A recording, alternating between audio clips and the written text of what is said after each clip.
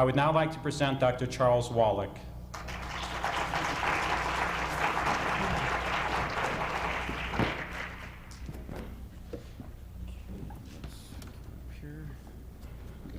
This one clips on the belt. Yeah.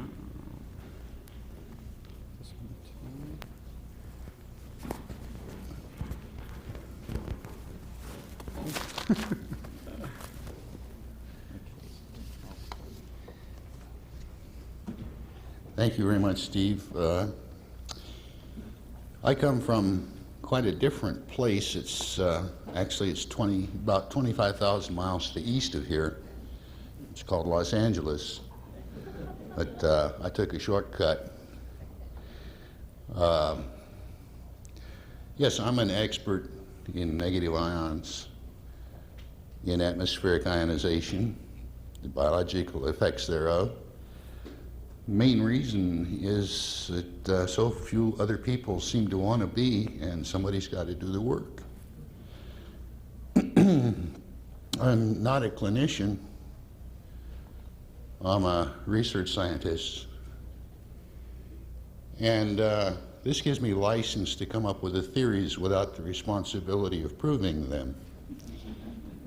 And we'll start out, I had rearranged my talk today because there were so many interesting questions and discussions over the past few days. I realized that you people could use a little more meat in it, and since some people are not quite back from lunch yet, I'll save the horrible parts until last.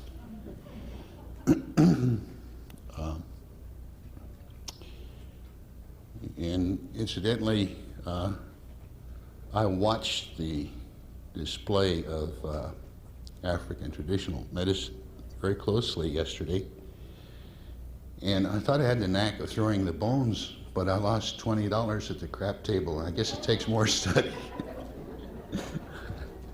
So let's start talking about ions.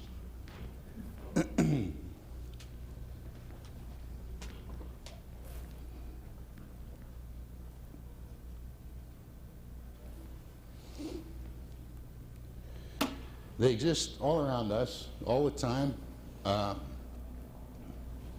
They're continually produced in nature and destroyed. They're always going through this life cycle.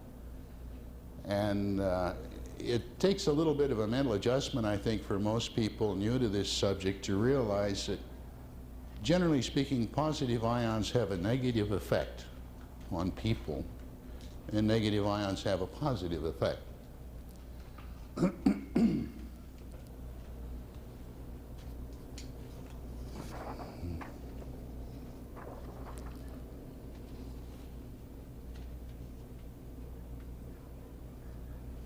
There are usually in fresh air something like 1,000 or 2,000 ions per cubic centimeter. Cubic centimeter is rather small, and if you draw in a breath of about 1,000 cubic centimeters, you're getting quite a few ions. The negative ones and the positive ones tend to cancel each other, and so the important consideration in determining a healthful and stimulating ionic environment is the ratio between the two.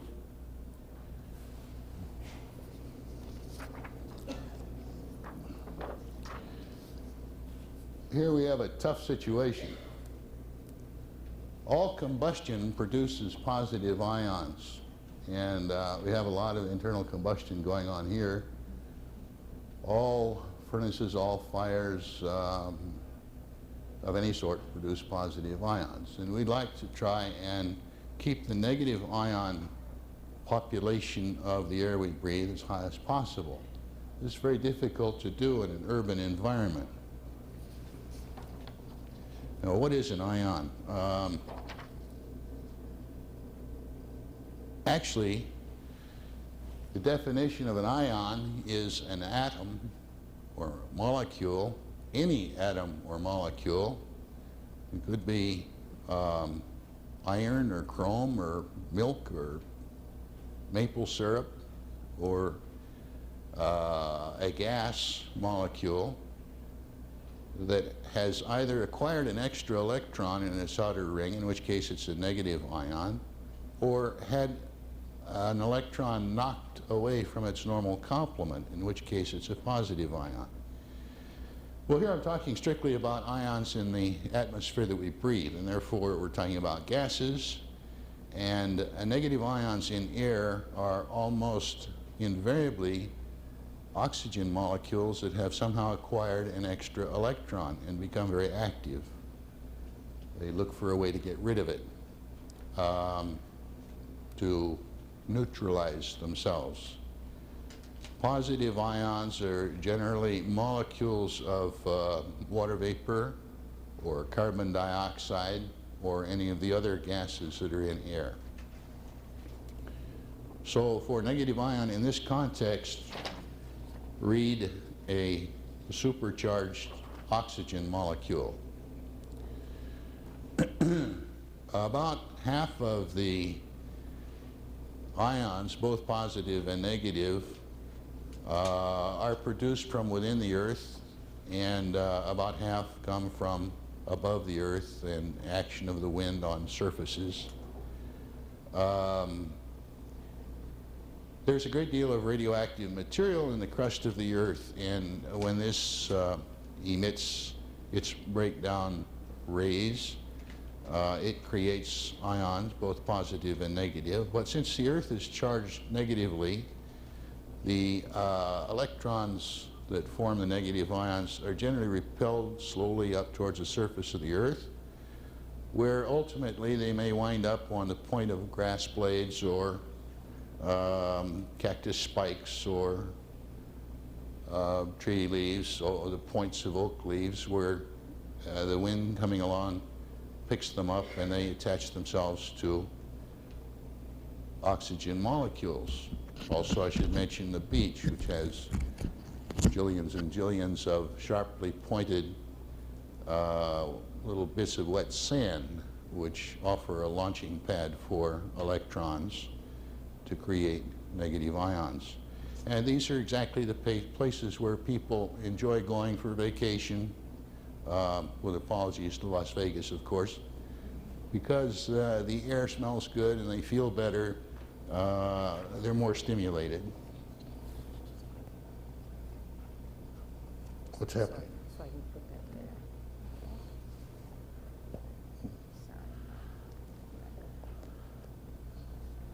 there. Okay. Feel like I've been decorated.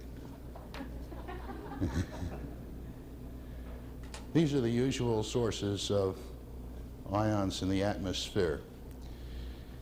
However, over the past half century or so, various people have devised ways for producing negative ions artificially, and these days this process is almost invariably corona discharge, and this has led to a proliferation of ion generators, some good and some not so good, that you can buy to produce ions in stuffy rooms, or people who are allergic, for example, find that these devices are excellent for taking aeroallergens out of the air, particulates. They do precipitate particles, and we'll talk about that a little later. Let me slide this down here. Professor Kruger, who was my mentor and a wonderful, wonderful man, discovered many years ago that a superabundance of positive ions, that is a positive ion environment, invariably led to the release of serotonin in the bloodstream. And serotonin is also released under stress. So in one context, it can be considered a stress hormone. Its chief purpose is to hypersensitize the nerves, and this explains why some people feel irritable in a bad air environment. Also note that in a bad air environment, other people just get dopey, which is sort of the opposite reaction, and this is because the balance of some other biochemicals involved has modified their reaction.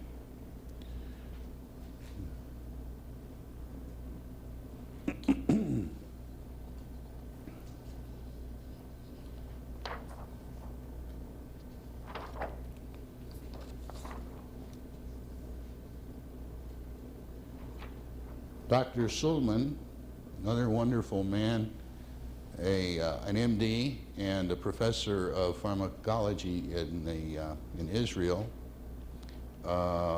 discovered, he had a wonderful lab there because in Israel they have, and all over the Middle East, they have some hot desert transmontane winds which create a very high positive ion environment for days or weeks at a time every summer.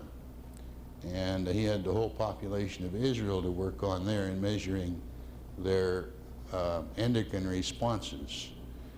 And he discovered a very positive correlation between high positive ion environments and, as it indicates here,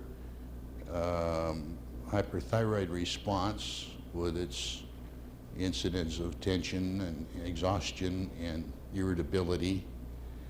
Also, Dr. Sulman turned up a positive correlation with catecholamines. And then subsequently, based on the work of these outstanding pioneers, I turned up a correlation with prostaglandins, which explains some of the little mysteries that we hadn't anticipated. And there are some other surprising effects of ionization.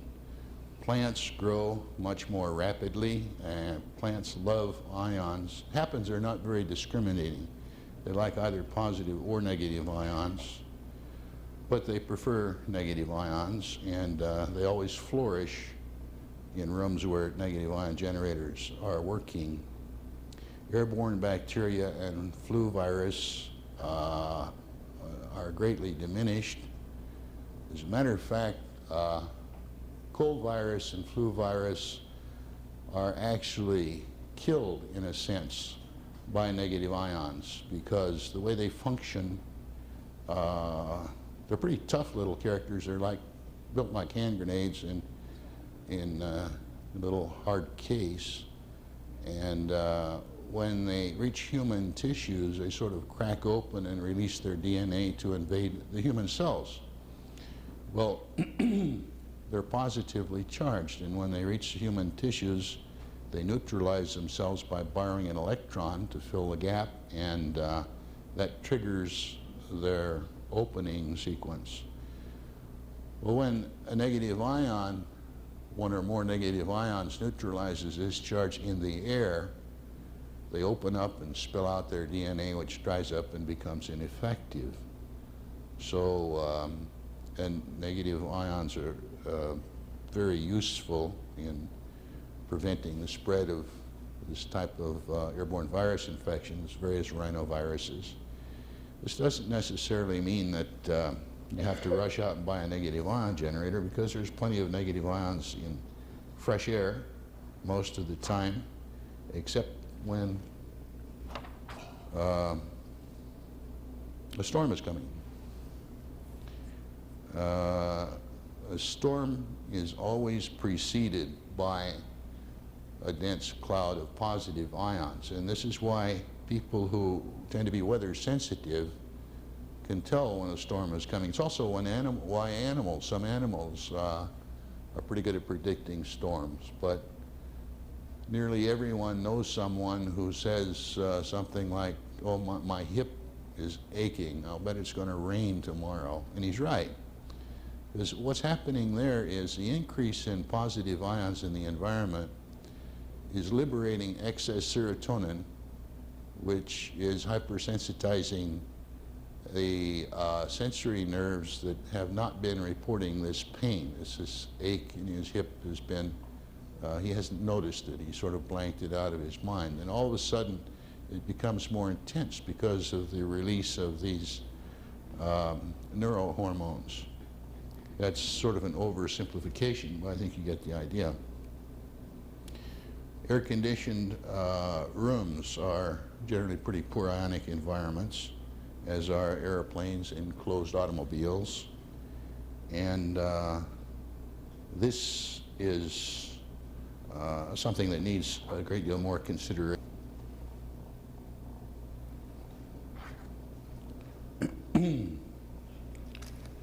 As we shall see.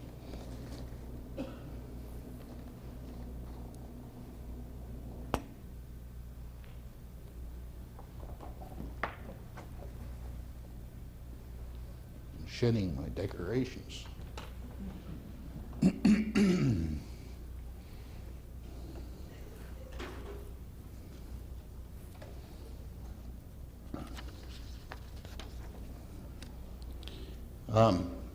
One might wonder why ions are having these effects on people and have been having them for so long, and nobody has really noticed it.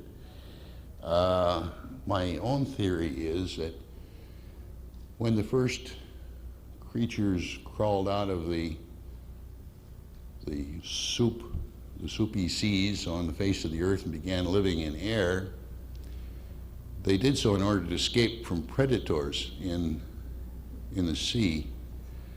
And at that time, they had not developed any senses of sight or hearing, and were rather defenseless on land.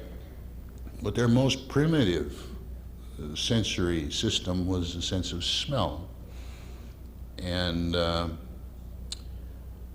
greatest danger to these blind, fumbling creatures that crawled out of the sea was the extremely intense storms that occurred every few hours back in that era.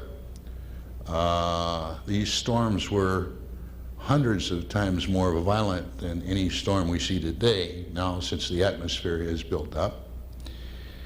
And as these storms were always preceded by an increase in positive ions, these little creatures could sense this and crawl into a crack and wait until the storm was over as a survival mechanism. As soon as the storm is passed over, there's a tremendous upsurge of negative ions, and this is a signal to come back to life and start hunting for food again. And this ancient instinct apparently still exists in our olfactory system somehow, as is evidenced by the way animals respond to the oncoming storm. Also, just at dusk, there's a sudden rise in positive ions, and this is when birds stuck their heads under their wings and want to go to sleep. And just at dawn, there's a flash of, as the sun rises, there's a flash of negative ions, and this is when the cock is supposed to crow.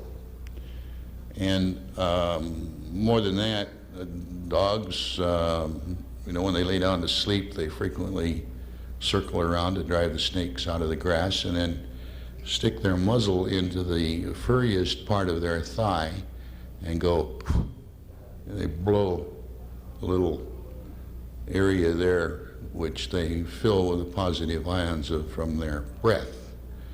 And even human infants, when they want to go to sleep, babies, they'll pull the covers up over their heads and for a little while until they get to sleep, because the positive ions hasten this process. And then later in their sleep, they kick the covers off. So apparently this reaction has survived in humans to this day.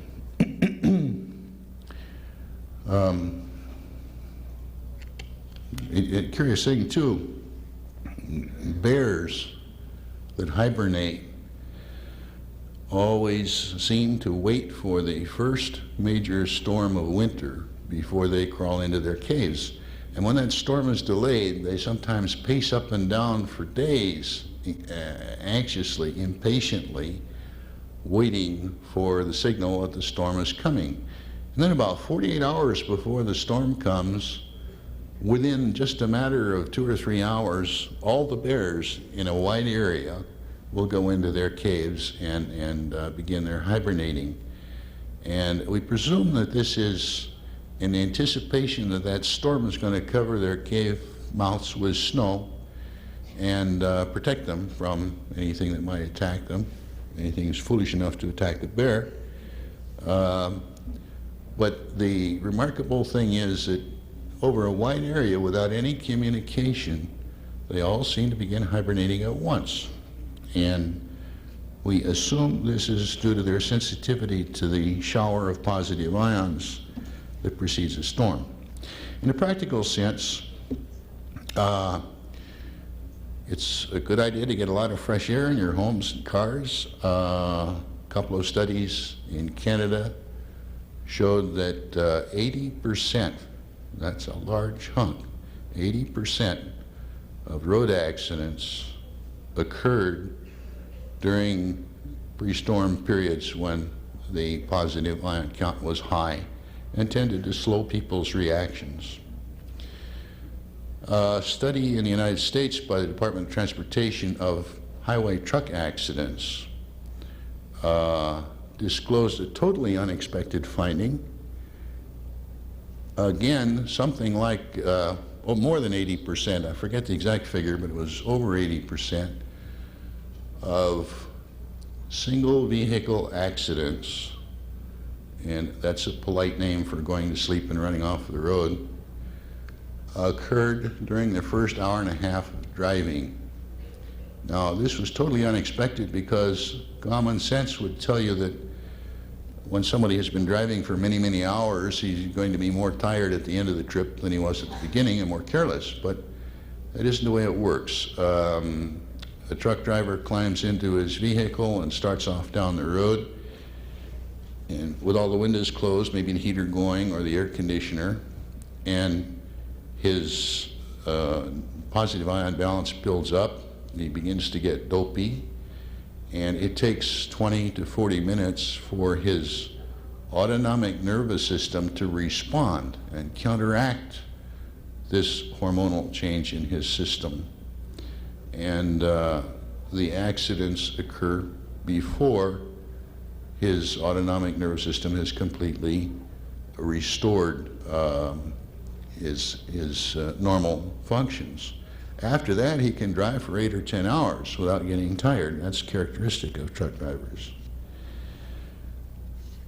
Well, let's see.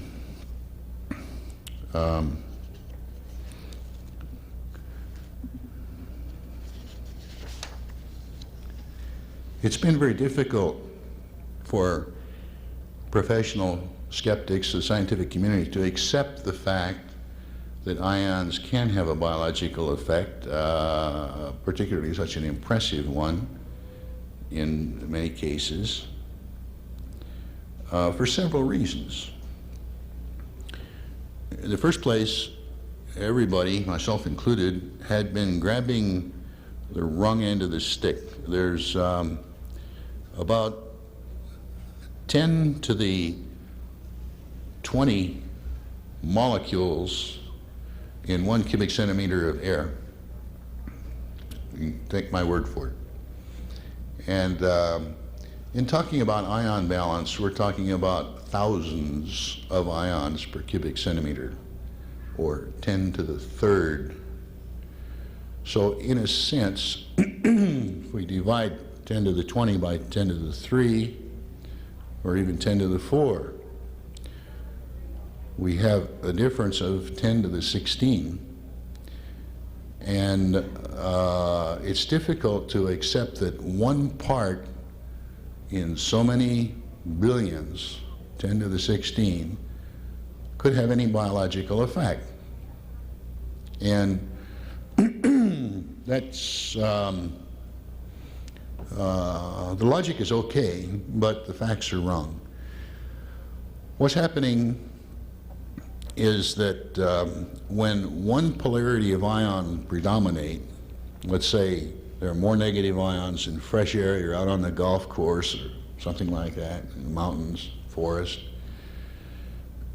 With every breath, you're drawing in more negative ions than positive ones, and therefore, these ions, which never get to the lungs, by the way, they're just carriers of extra electrons. They're depositing their extra electrons on your tissues. Excuse me. And this causes a current, a very small current, going into the body. This current creates a voltage of a certain polarity in the tissues underlying the lungs, pleura.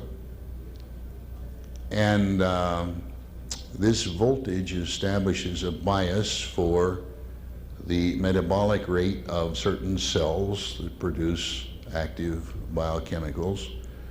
So what it comes down to is an electrochemical effect that starts in the bronchi and the bronchioli, never reaches the lungs, but it ultimately results in a shift in your body's biochemistry. And where you're richly supplied with negative ions, that shift is in a happy direction.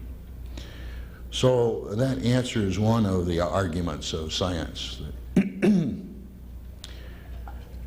Another argument is that the symptoms vary so much that it's hard to believe that they can come from a common cause. Hey, thank you. Some people get dopey, some people get irritable in a poor ionic environment. And these are opposite effects. But a chain is no stronger than its weakest link, and it depends upon which biochemical had the dominant effect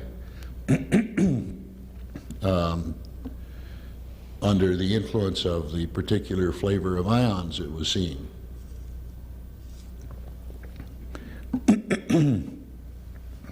And another problem is that not everyone is equally affected. Some healthy young people don't seem to react to a bad ionic environment unless they're left in it for too long. Then everybody reacts. In studies by the U.S. Air Force, it was discovered that students in their training establishments learned more quickly when the classrooms were provided with negative ion generators. In one classic case, nature made a point by creating a very heavily biased ionic situation at an Ivy League college at a time when the applicants for entry into the freshman class were taking their entrance examinations. And at no time in that college's history, before or since, have the scores ever been as high.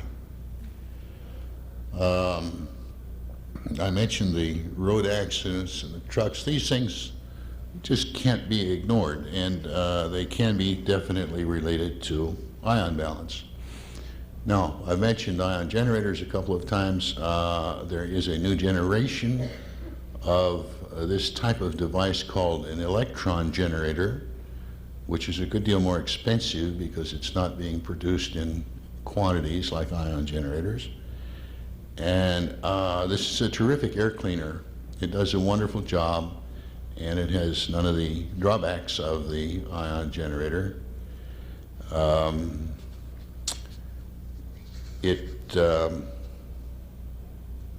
To give you a little clue there,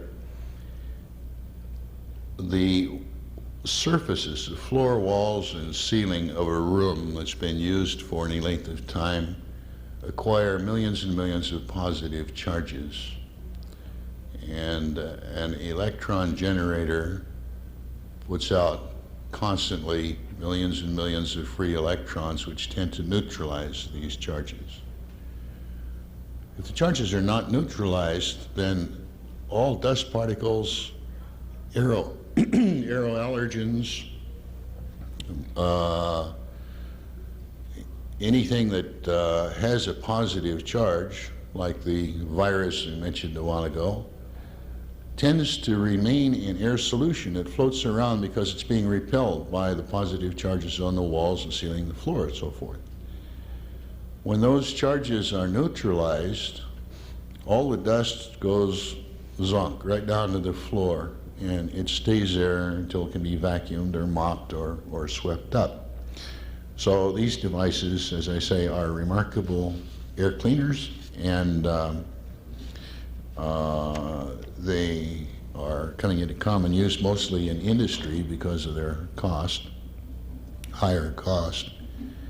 And they also seem to have the same beneficial biological effects that atmospheric ions do.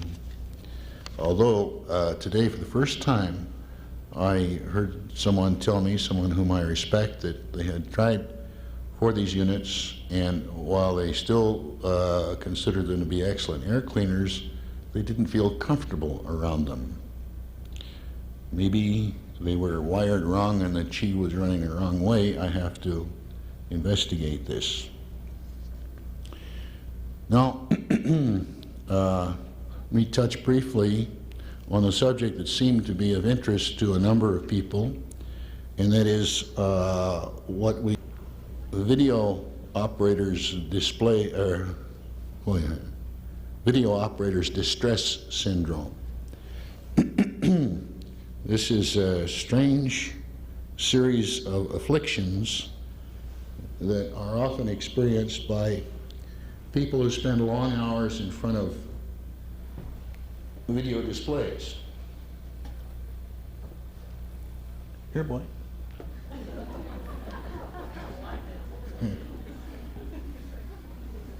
That's really something.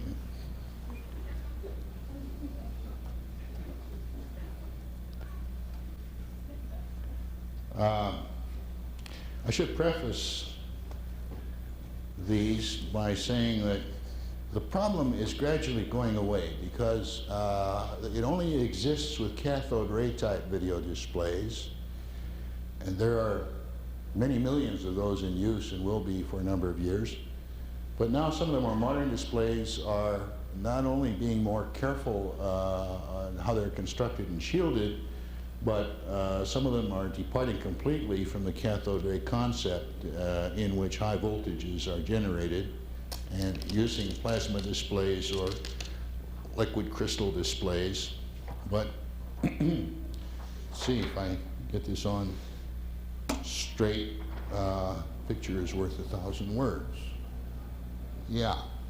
The top picture is somebody sitting before a display, and it's characteristic of a cathode ray tube. It has a very high positive potential on the face of it. And usually the person is somewhere near ground potential. So you have a voltage differential of 2 to 10,000 volts. This is a static field, for one thing. What happens is that particles of positively charged dust that fall into that area get rocket propelled towards the individual's face, making them more susceptible to air allergens and skin rash. For another thing, these devices have some electronic circuits that put out a very low level, seemingly innocuous pulses, both magnetic and electric pulses. And when you're exposed to these for a long period of time on a continuous basis, these eventually begin to overload the normal function of the autonomic nervous system, and you may begin to experience some discrete symptoms. By and large, we find that people who use these devices for less than 4 hours a day, leaving themselves 20 hours a day for recovery time, are okay. But unless they happen to be hypersensitive to this sort of thing, in which case they don't like the job and they'll quit, or they'll go back to the typewriter. But people who use it for more than 4 hours a day, more than 3 or 4 days a week, will very likely begin to experience symptoms at some point. And this is a critical issue, and obviously something that the computer companies are very anxious not to discuss. But this is a graph which is very telling. It's based on a very large-scale epidemiological study. And in number 1 here, well, right across the line, if A on the vertical scale represents up to 6 months experience working on a video display. These are the newcomers. They're very excited, it's a romantic thing, and they're delighted to, their bosses have given it to them as a rule. And the incident of these various problems, headache, eye pain, sleepiness, all of which are characteristic of VODs, is very low, 5, 11%, 5%, 3%, 3%. It's the first 6 months. And this is really not significant at all. You get the same sort of thing by people using typewriters or adding machines. People in uncomfortable chairs can produce these same sort of symptoms. But B is a group of people who used the device for under 1 year, full-time operation. And here you see headache and eye pain has jumped up to 35%, 22% in sleepiness, 32% in fatigue, and so on down the line. And C and D are progressively longer users, and by D you see we're in excess of 75% on some of the most common symptoms. So it takes a long time for these symptoms to develop, and I keep coming back to the good old autonomic nervous system, which keeps trying to restore homeostasis in the hormonal system, and does a magnificent job if you don't tax it for too long or too much. But eventually it runs out of the chemical building blocks to do what is necessary, and this sort of thing begins to crop up. Well, it's very difficult for someone who has been using a machine for a couple of years to associate headaches or sleep disorders or whatever with the machine, because the natural human thing to do is to say, well, I've been using this for 2 years, so, and I haven't felt anything until now, so it can't be the machine. This is hard to get all of this on. Here we have a different statistical approach to the problem.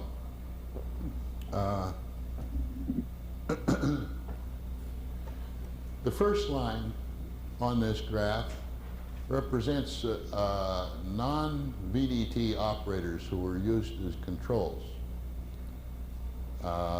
The side of the top of the graph is a population of VDT operators. And this is a percentage of VDT operators mentioning these complaints compared with non-VDT control subjects mentioning the same type of complaints in a nationwide survey. So here you see is 100% of non-VDT workers. And so there is a significant difference, and this difference cannot be passed off as job stress or improper furniture or that sort of thing. But hopefully the whole problem will disappear in 10 or 15 years, and my advice to anyone who uses cathode ray tube type of video display terminals is to put a conductive shield over them and replace it every year, because a transparent conductive they usually call them glare shields, must be electrically conductive, will stop both the steady state radiation and the pulsed radiation that is directed towards the operator. However, experience has shown that some of them wear out after a period of time.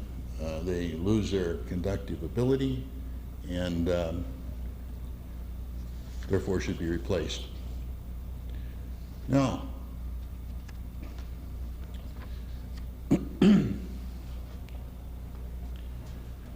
incidentally, I'm trying to get a lot more material into this talk, and so I'm skipping over some interesting things like chickens,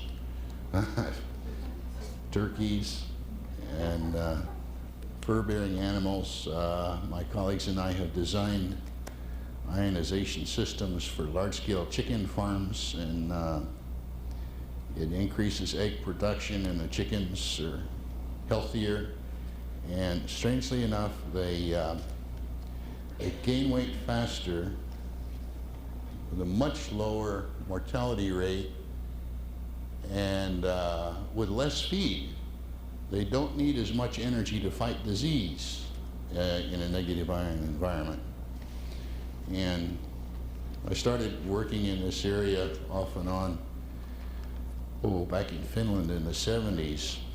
And I was, I always remember, I was invited to Israel to a conference there to report on ion effects, and this is one program that I mentioned. And there were a number of people in the audience from the Israeli Ministry of Agriculture that were very interested in this research that we had been doing. And so I got through telling them how the chickens gained weight faster, were healthier, mortality rate had dropped way down, they didn't need as much feed, they didn't need as much ventilation. It was a wonderful system. And some dear little matron from the Department of Agriculture stood up and said, "But Dr. Wallach, do they taste better?" It's one thing as a scientist, I fail to consider. Now, I'd like to talk a bit about radiation, and let's define our terms very carefully here. We're talking about electromagnetic radiation, and this is not a simple term by any means. It has to be closely scrutinized. The hard radiation, X-rays, radium, etc., nuclear fallout, solar radiation, forget it. I'm not talking about that. These are obviously threatening occurrences, but the control is entirely outside the frame of reference which I'm speaking. I'm only talking about soft radiation, light, radio waves, power lines, video displays, motors, microwaves. Microwaves you may consider harmful, but their damage is only thermal. Just they heat things up. They don't bust up your DNA like the hard radiation does. And static fields.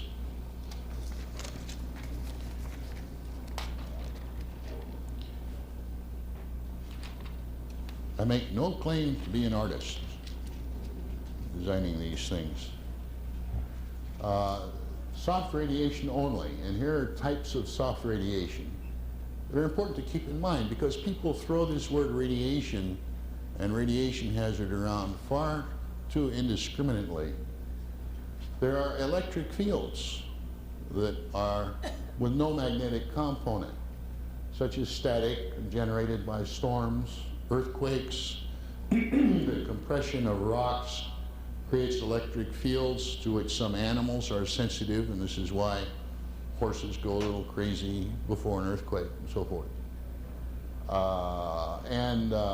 Static fields are also generated by ion generators and electron generators. Then there are magnetic fields coming out of magnets. They're more or less static. unless the magnet is moving, or deposits the Earth, which has an average value of about 0.5 Gauss all over the inhabited part of the Earth. And electric motors, generators, if you're standing near an electric motor, well, a hairdryer will produce 40 Gauss, so you can see the difference. And then there is the third category of electromagnetic radiation, where both the electric field and the magnetic field are combined.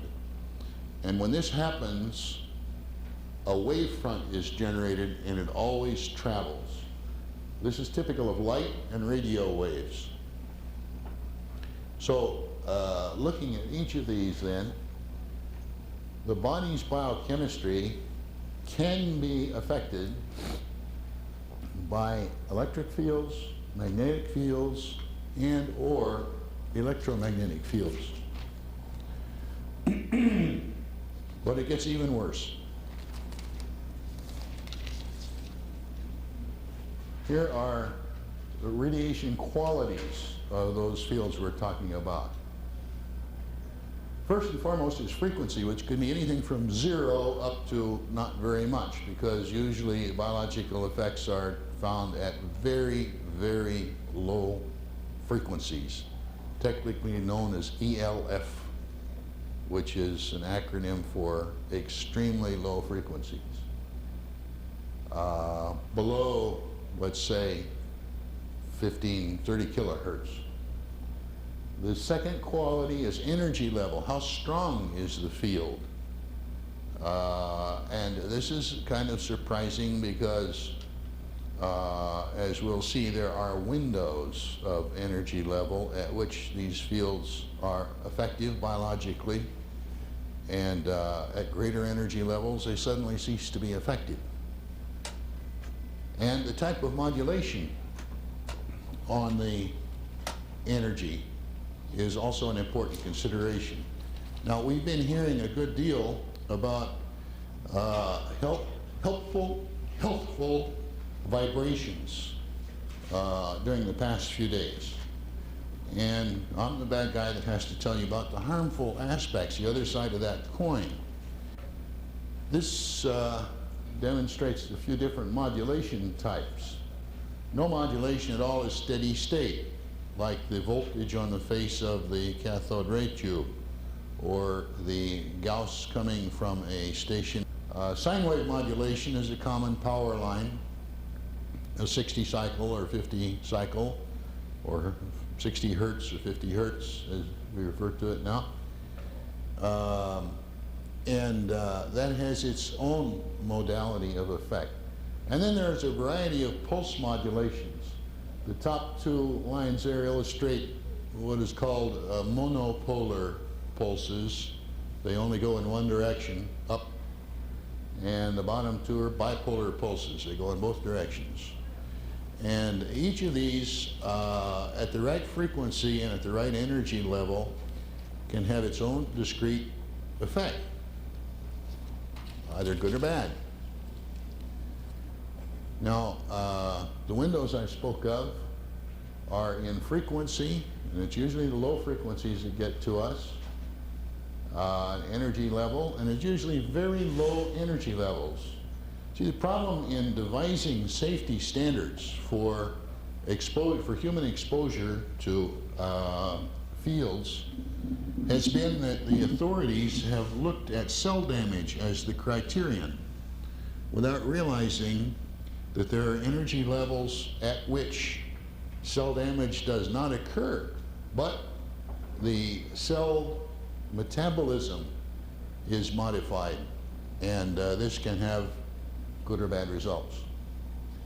Exposure time, usually high, because of the good old autonomic nervous system up in the brain that tends to restore homeostasis whenever you have a biochemical upset.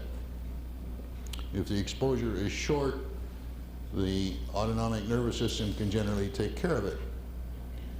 If not, you're overtaxing the autonomic nervous system, and you got a problem. This is kind of a crude oversimplification, but I think you might get the idea. Those top circles represent cells, biologically active cells. They're all contained within a membrane, and it's a very complex system within that membrane. That membrane, with the metabolic cycle of the cell, reverses polarity from time to time. And little gates open and all kinds of chemical things happen. So the cell goes from this state to this state and back again normally. And it might, for example, go up to some positive trigger point and then suddenly reverse polarity and then gradually climb up to the same trigger point, reverse polarity, so forth, as a normal sort of thing. However, if we throw a bias in there, if we're absorbing radio frequency energy or low frequency energy or low frequency magnetic pulses somehow through our skin, or even in our skin where glycoproteins are metabolized, there are other electrical systems in the body which provide a nonlinear impedance to this energy we're picking up, and the whole system acts like a diode, a rectifier, and can gradually build up a charge, a little difference in voltage, and put a bias on the cell. So now it's no longer operating from zero potential, but from some bias, artificial bias potential. And now you see, when it reaches its normal trigger point and goes negative, it takes much longer for it to get back up there again. And so the metabolic cycle of the cell has essentially slowed down. It's not as fast as it is here. It could slow down or speed up. This is a very crude oversimplification just to convey a general idea. But when that happens, it's either going to produce more of whatever it produces or less, and this is going to trigger a complex change in the biochemical system, because the body offers a nonlinear impedance to excitation by low frequency, low level electromagnetics. Now, here's a saving feature of this whole thing. This is, I purport to be a Gaussian distribution curve here.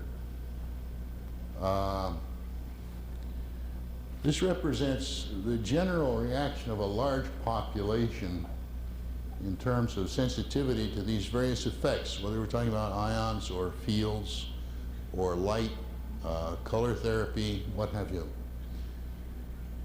About 50% of a general population will react as expected.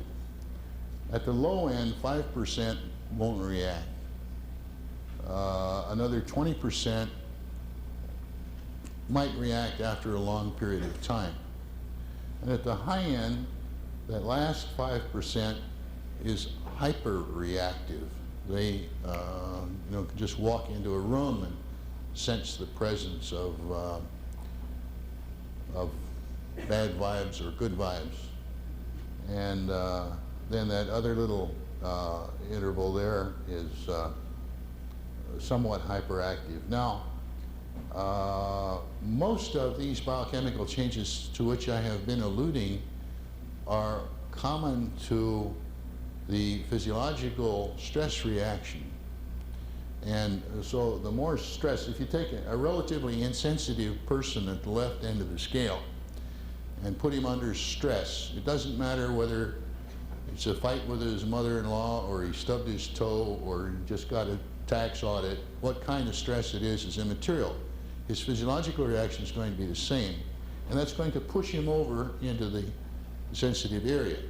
This is why some people seem perfectly imperturbable and calm all the time until suddenly one day they've had too much and they just blow up. Now, Why does this difference exist?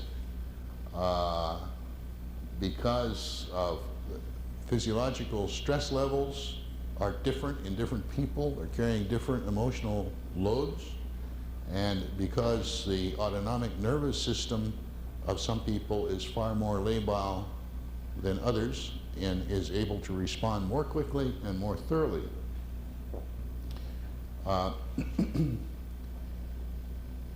The fact that this situation exists over a large population makes it very difficult to predict any individual reaction in advance. And so it's an area where, if you're interested, you're just going to have to experiment yourself. The one thing I haven't mentioned, and really it's a very distressing thing to mention, all the problems that I've been talking about that arise from the electrochemical disturbances of the nervous and biochemical system are relatively easily reversible. Just get away from the stimulus for a little while and it's good as new. The one sad thing, however, is the effect on gestation. And this became apparent to my team, my research team, back in 1978, 79, when we compared the biochemical response, the physiological stress response, and some of the biochemical changes that occurred with stimulation outside the body and outside the mind, and saw that they were very closely parallel. Well, it's a well-established fact that maternal stress during the first 3 months of pregnancy causes problems with the fetus. And so, based on that, I went to a conference at the National Science Foundation in Washington to discuss possible problems with video display terminals. This was in September of 1980. And I drew this parallel. I said, look, fellas, we're creating physiological stress in pregnant women, and it's going to impact on the infants. And they didn't want to hear that. And they'd never heard of it, and they didn't want to hear any more about it. That was in September of 1980. In November of 1980, the first reports of clusters of pregnancy problems among VDT operators began to be published, and no one was sadder than I to discover that my prediction had come true.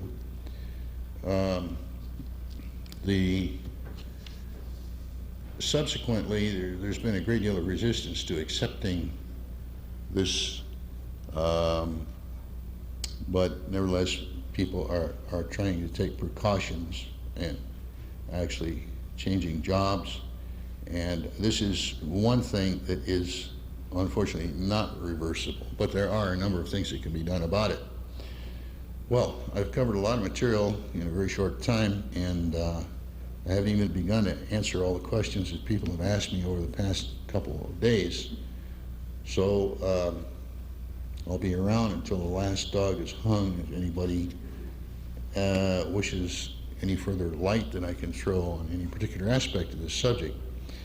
One thing I would like to mention, however, in particular, is our warm invitation to you to join our health study tour of China next April, where we'll be going to different teaching academies to get a closer look at Qigong therapy, acupuncture, and medicinal medicine. And there's a sheet in your folder that describes that. Another thing, this last week I got a bulletin from the radiological health office of the National Institute of Health, which for the first time represents official government confirmation that there are biological effects to low-frequency radiation that should be studied. And for anyone who is interested in this subject, I would like to show you a quarterly publication, quarterly mind you, which contains 300 abstracts of other researchers who have been working in this area. That's about 1,200 papers a year that's being published. It's a very active research area, and it's not getting very much government support. A lot of this is with private support, but it's a fascinating thing to read through. And this is financed by the Office of Naval Research. They've done a tremendous job of keeping this area of research in the forefront. And I thank them for that, and I thank you for listening.